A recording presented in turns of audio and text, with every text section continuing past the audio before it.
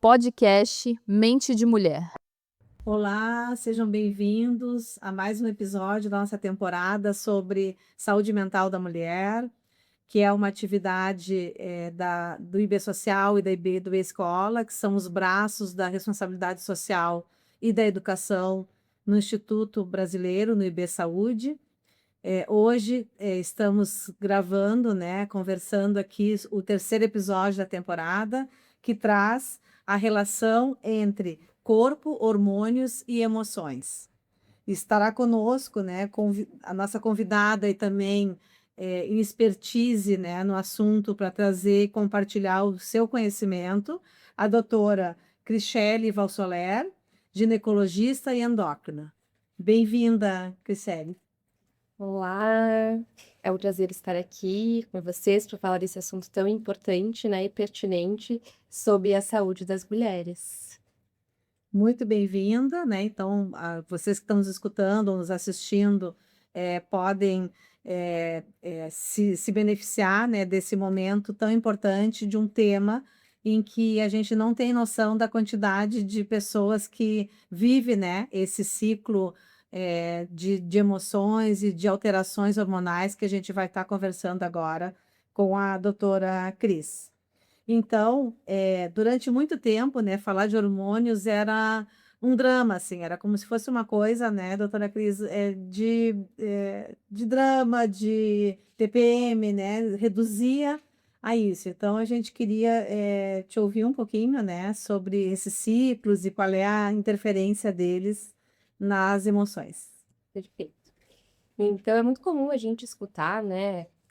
Parece que hoje em dia não poderia mais ser tão comum, mas ainda é. A gente escutar, é só TPM, é só cena, né? É só menstruação.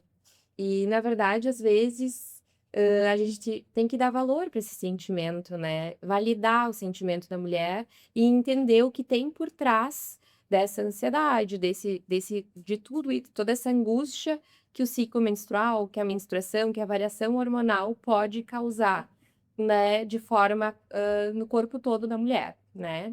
Então, não é só TPM, né? Não é, isso é uma questão importante, tem que ser dado o devido valor para essas queixas e para as variações do ciclo menstrual da mulher. Acho interessante falar, por exemplo, que 75% das mulheres sentem algum sintoma relacionado ao ciclo menstrual. Seja dor, seja ansiedade, né? Seja alguma repercussão que esse ciclo cause no dia a dia da mulher.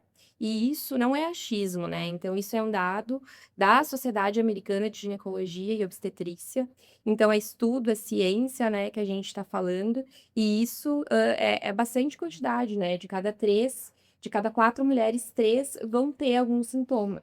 Então, é importante a gente falar sobre isso, entender um pouquinho mais, né, sobre a variação do nosso corpo, né? Porque se trata do nosso corpo.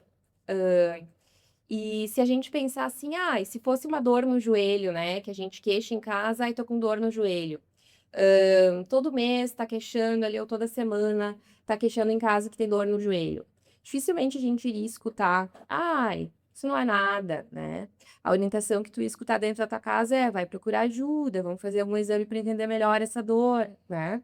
E quando a mulher muitas vezes queixa dessa ansiedade, dessa variação, ou que tá menstruada, o que a gente escuta, é só TPM, né? Isso é só menstruação, né? Já vai passar, deixa quieto, né? Olha de novo ela fazendo cena, né? Então, não tem por que a gente não validar uma coisa que tem fisiologia por trás, que tem um porquê, e tem que ser validado da mesma forma como, às vezes, uma dor mais física, que a gente acaba dando mais valor por ser mais joelho, enfim, né? O exemplo que eu citei. Mas também validar essas questões mentais, mas que por trás vão ter uma fisiologia sim. Até porque, doutora Cris, a gente nos outros episódios estávamos conversando justamente sobre isso. O quanto as mulheres, elas precisam ter esse entendimento, assim, né? Tu tendo essa informação de que isso altera, né, as emoções, tu também carrega junto, né, quando tu estiver te relacionando ou quando estiver no dia a dia, tendo esse entendimento, ela não deve estar bem, deve estar passando por alguma situação.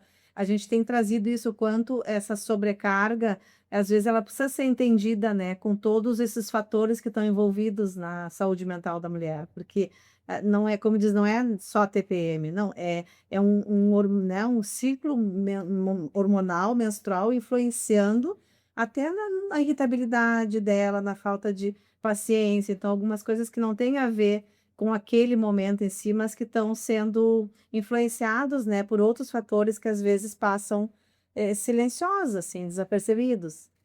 Perfeito, esse sentimento de culpa, né. Então, a partir do momento que a gente é julgado, né, que o que tu tá sentindo passa a ser julgado de uma forma pejorativa, o que muitas vezes até no trabalho, tu é cobrado, por estar sempre bem, né. Muitas vezes o trabalho não vai entender que aquela semana tu não tá tão bem. Tu vai ser cobrado que tu tem que manter a mesma produtividade da semana anterior, né. Isso gera o sentimento de culpa, né. E então a gente tem que superar essa questão da culpa e muitas vezes a gente vai conseguir isso se munindo de conhecimento.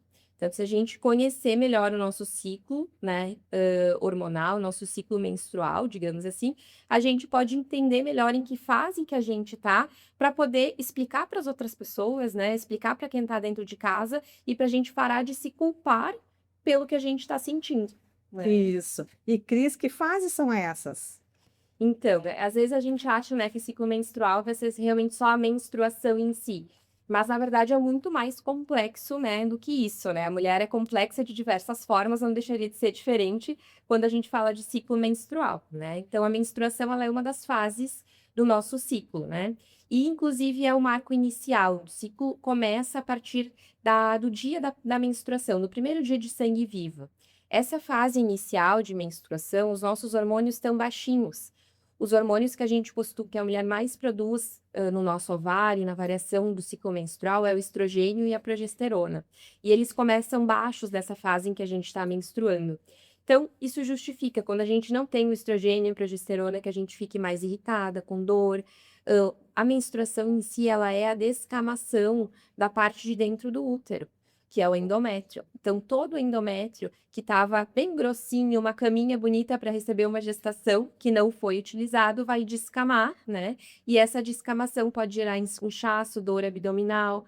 O próprio sangramento em si, às vezes, é desconfortável, né? E isso nas emoções também repercute, com uma fase que a gente pode sentir um pouco mais de melancolia, de tristeza, se sentir um pouco menos disposta, pode ter repercussão no sono também, na nossa alimentação, né, questão de diminuição de saciedade, vontade por comer alguns tipos específicos de alimentos, né. A Chocolate. chocolate, por exemplo. A sequência da menstruação, vai ser com a fase folicular. Essa fase é quando, então, esses hormônios, principalmente o estrogênio, começa a ser produzido e subir. Então, digamos assim, que a gente compare, na verdade, esse ciclo menstrual com as fases, as estações do ano. A sequência da menstruação, digamos que seja a primavera, que é quando tudo isso começa a florescer, então o estrogênio começa a subir, a mulher começa a se sentir um pouquinho melhor, mais disposta, né, tem mais vontade de iniciar aquele projeto novo no trabalho, tem mais vontade de ir na academia, né, tá um pouco mais feliz dentro de casa, essa é a fase folicular. O pico dessa fase é a ovulação mesmo, que é o pico do estrogênio. É realmente o período fértil do mês da mulher. E o nosso organismo é sábio, né? Então, justamente quando é a questão do período fértil, é quando a mulher se sente mais bem socialmente, até a pele melhora, a gente se sente mais bonita, né? Estamos mais dispostas, é quando a gente vai na academia e consegue pegar mais peso, né? Então, isso faz sentido hormonalmente falando também. A sequência da ovulação vai ser a fase lútea. E essa é a fase que as pacientes mais vão se queixar no consultório, né, e em casa também, que é, quando começa a progesterona, principalmente, a ser produzida. A progesterona é um hormônio que dá a sensação de relaxamento, de sono, e até aí até não seria bem um problema, mas o final da fase lútea, todos os hormônios despencam. Então a gente tem a queda da produção tanto da progesterona quanto do estrogênio, isso quando a gente não engravida. E é nesse momento, essa queda hormonal que a gente sente que repercute, a partir dali vai vir a menstruação, e começar o ciclo novamente. Mas essa queda da progesterona e do estrogênio a gente sente e que causam, né, a questão de irritabilidade, tem variação do sono. O estrogênio, ele é um grande responsável, assim, um estimulante da serotonina. A serotonina é um hormônio, um neurotransmissor que é conhecido como hormônio da felicidade, né? Então, a serotonina é um hormônio que modula emoções, que também modula a sensação de saciedade, é um precursor da melatonina, que é o hormônio que nos ajuda a chegar na fase profunda do sono. Então, como o estrogênio tem influência na serotonina, e nessa fase que o estrogênio não está tão presente, é normal, é esperado que a gente sinta mais cansaço, que a gente não durma tão bem, que a gente se sinta mais irritada, né? A questão de buscar por uma vontade de comer doce que a gente comentou há pouco, né? A queda da progesterona, então, nesse final, ela gera um leve aumento, uma questão da mudança da resistência à insulina. E isso faz com que a gente tenha vontade por carboidratos, né? Pelo doce, né? Então, tudo tem um porquê. Então, quando se tu escutar assim, isso é coisa da tua cabeça, não tá nem errado, na verdade, né? Uma coisa tá ligada com a outra, mas é fisiologia, né? Tudo interligado, né, Tudo Cris? interligado. E te ouvindo falar, a gente percebe, né, quem está nos escutando e nos assistindo, o quanto a gente não olha para isso em alguns momentos durante o mês, assim, né, durante todo esse ciclo, né, esses períodos. E se tu não olha para isso, tu não vai entender por que que tu tá menos produtiva, né, não só nas relações ou quando tu te enxerga no outro, mas também contigo, né, o quanto tu muitas vezes a gente passa um mês e não olhou para isso, assim, para essas fases que a gente precisa respeitar, né? E até se conectar com elas para poder ver quais são os melhores momentos, né? Durante aqueles períodos para poder produzir mais ou para poder se sentir mais inteira, né? Mais presente, né? Sim, isso faz todo sentido, né? Primeiro que a nossa rotina é corrida, né? Então vai passando dia a dia ali, tu nem para prestar atenção, né? Depois, às vezes, a gente não tem nem esse conhecimento de que isso é uma coisa que realmente acontece, né? Às vezes a gente acha que é uma coisa aleatória, e não é aleatório, tem um porquê, né? Então, inclusive, isso é uma dica, né? A gente anotar, inclusive, né? Ter um calendário, pode ser até, às vezes, o calendário no celular, ou existem aplicativos, né, simples que a gente consegue ter no celular, né, que hoje o celular acaba sendo um meio muito fácil, né, para a gente fazer anotações, né, então de que fase do ciclo menstrual que eu tô e o que que eu tô sentindo semana a semana. E o que a gente começa a perceber é que os padrões se repetem, né, então mês a mês a gente vai ver padrões que se repetem e tu começa a entender o teu ciclo, que é diferente de mulher para mulher, até porque tem mulheres que menstruam a cada 24 dias, tem mulheres que menstruam a cada 30, 35 dias, né? Então, o meu ciclo vai ser diferente, né, de outra mulher. E, além de que as percepções de cada ciclo menstrual, né, o que eu sinto pode ser diferente do que a minha mãe sente, porque cada uma de nós vai sentir essa variação hormonal de formas diferentes. Tem genética envolvida, tem questões pessoais, né? Então, algumas mulheres sentem mais essa variação hormonal do que outras. Então, a gente tem um controle sobre isso através de calendários e fazer anotações, né, vão nos munindo de conhecimento e como tu citou, a gente pode, por exemplo, eu tô numa semana perto da menstruação, uma semana que eu não me sinto tão disposta, então quem sabe essa não seja uma semana boa para mim tomar uma decisão muito importante no meu trabalho ou no meu relacionamento, né? Espera um pouquinho, né? Agora eu tô numa semana da fase, né, reprodutiva, perto da fase folicular ou da minha ovulação que eu tô me sentindo mais disposta, quem sabe aqui é o momento de dar o pontapé inicial para aquele projeto que a gente não tava colocando em prática até o momento, né? Sim, não passa batido, né? Tu consegue Usar a teu considerar. favor. Exatamente, considerar para o momento, né? Para não ficar batendo cabeça, como eu digo, né? Sem entender o que está acontecendo, porque é bem isso. Como tu disse, passa, a gente não reflete no dia a dia, né? Mas essa dica, né, de escrever é algo bem importante, assim, porque a gente também precisa se conectar, né? Então, a mulher, a gente falar em saúde mental da mulher, é uma conexão e é um autoconhecimento que traz muitos benefícios, né? Escutando a doutora Cris, a gente está acompanhando isso. Então, a relação entre hormônio e saúde mental, a gente está bem conectada, né, Cris? Ela tem muita relação, né? Sim, o nosso corpo ele é todo conectado, então não só o ovário, com, né, cérebro, mas o corpo como um todo, uma coisa sempre vai refletir na outra. Gosto de citar um exemplo, por exemplo, da serotonina que a gente está falando até agora, 90% da produção da serotonina é no intestino, por exemplo. Quando eu falo isso, a maioria das pessoas fica surpresa, porque a gente já imagina que é cerebral, né, mas a grande produção é intestinal. E, então, a gente consegue entender que uma produção intestinal de um neurotransmissor, né, que modula o sono, que modula o nosso humor, né, que está ligado com a nossa reprodução, também está ligado com o nosso intestino, que então está ligado com a nossa sensação de saciedade, né, que está ligado com a questão da motilidade intestinal, né.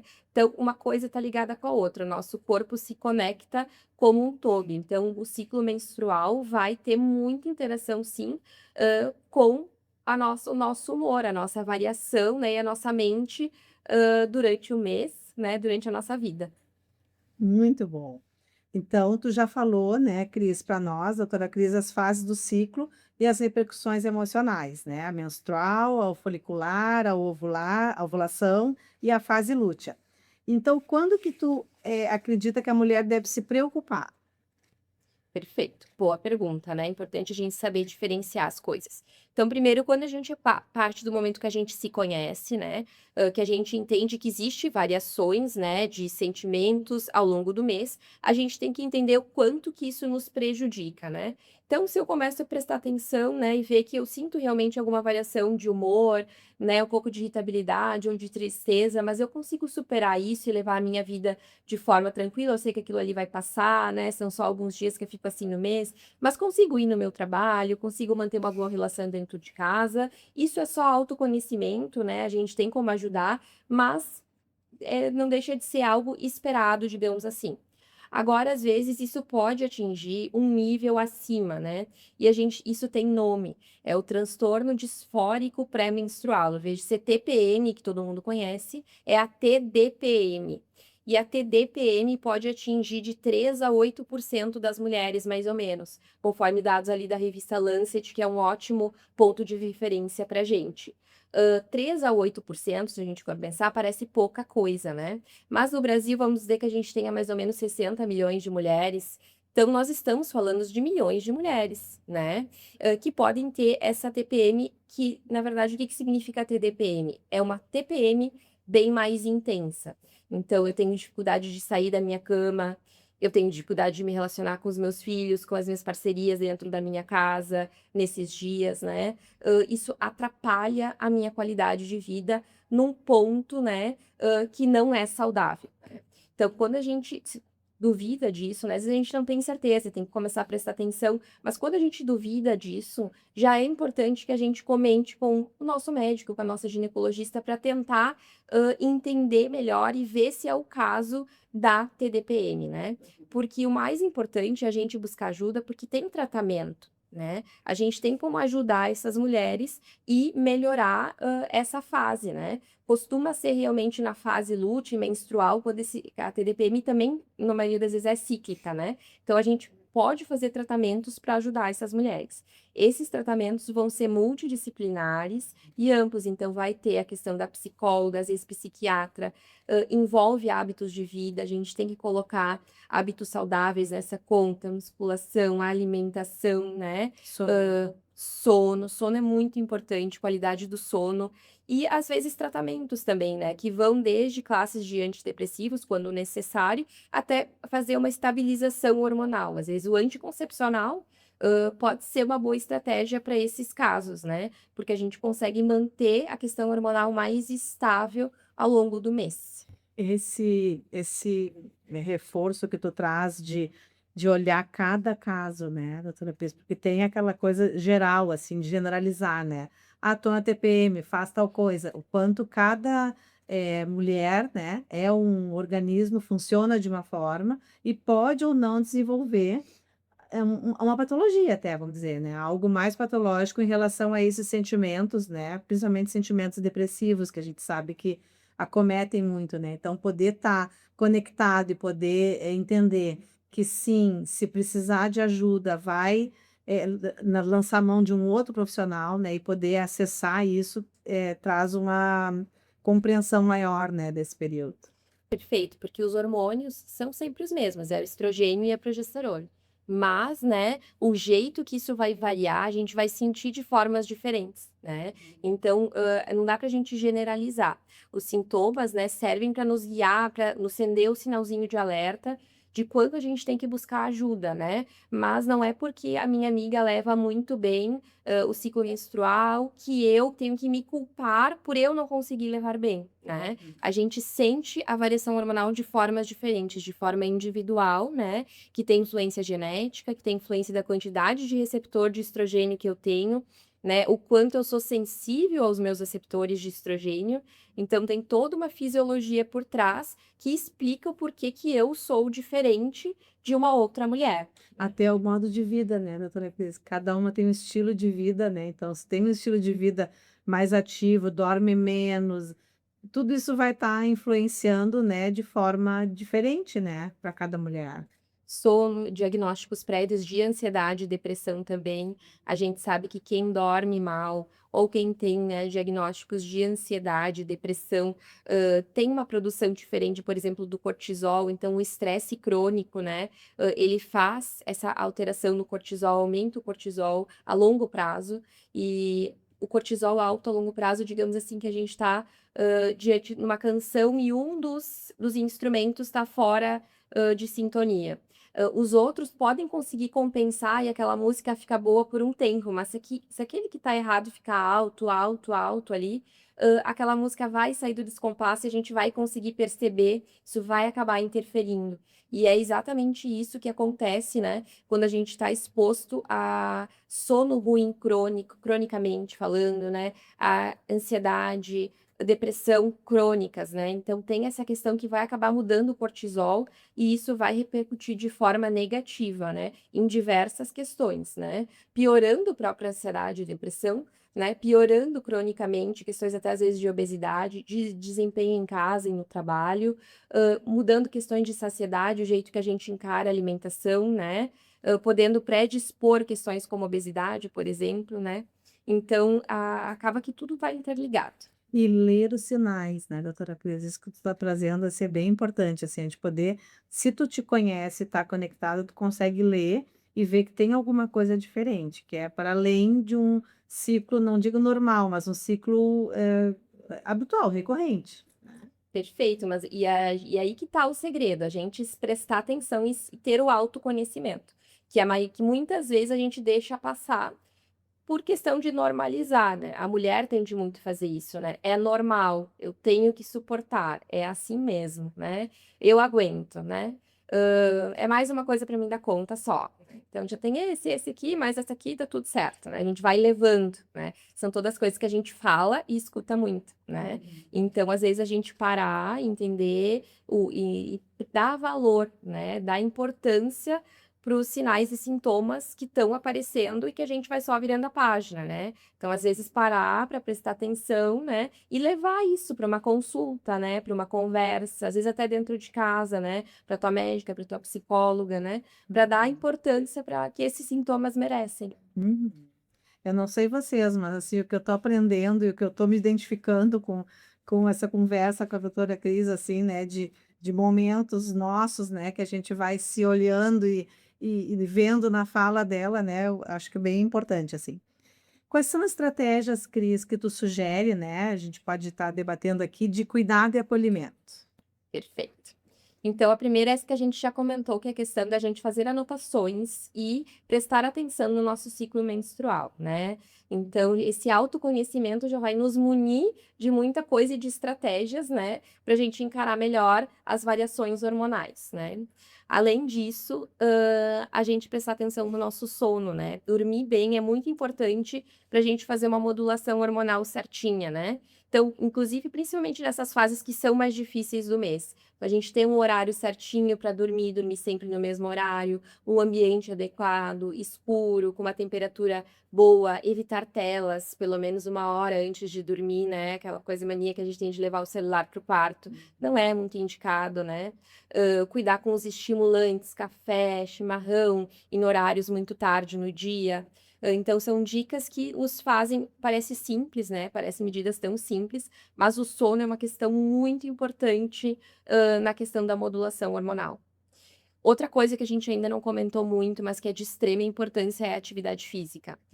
O movimento, ele é extremamente importante, né? Então, a atividade física, ela faz a liberação de endorfina.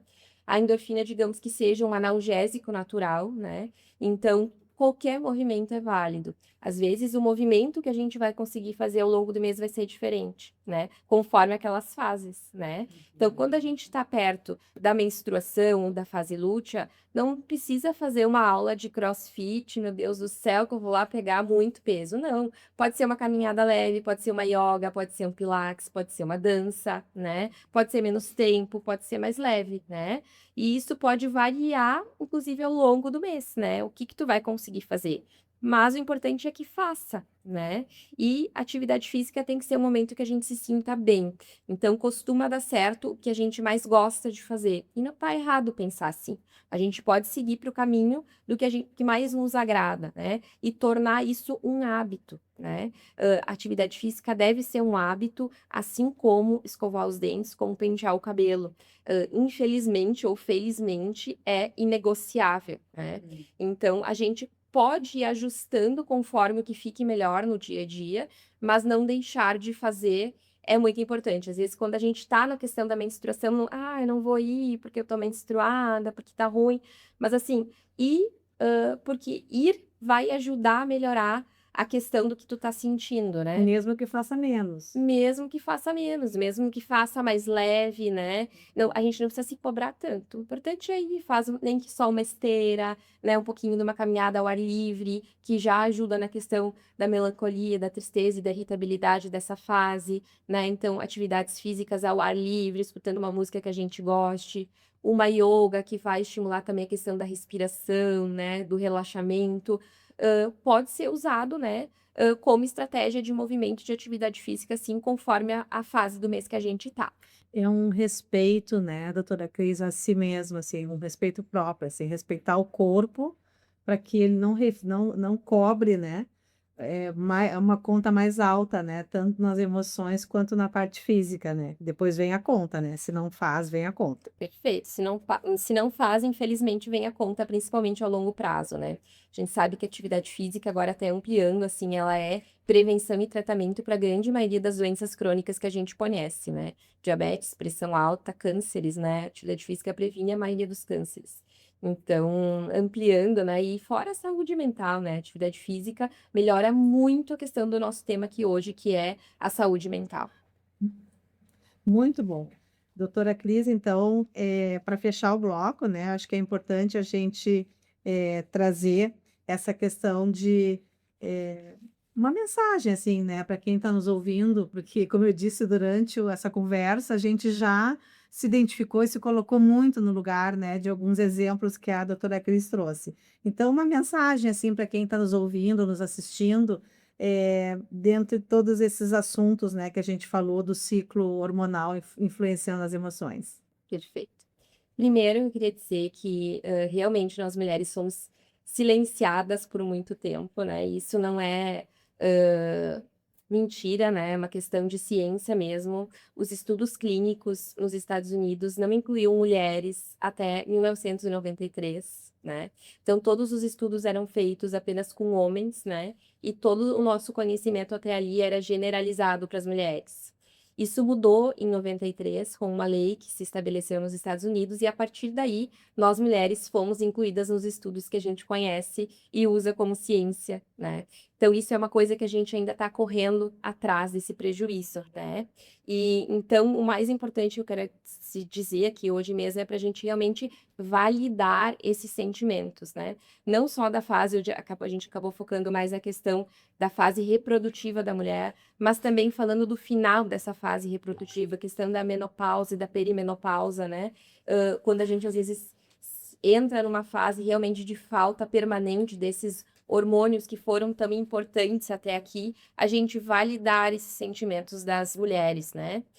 E deixar dicas, né? Então, dicas de autoconhecimento, então, dar valor para o que você está sentindo, né? Não é normal sentir dor, não é normal a gente mudar o nosso comportamento do dia para a noite dentro da nossa casa, né?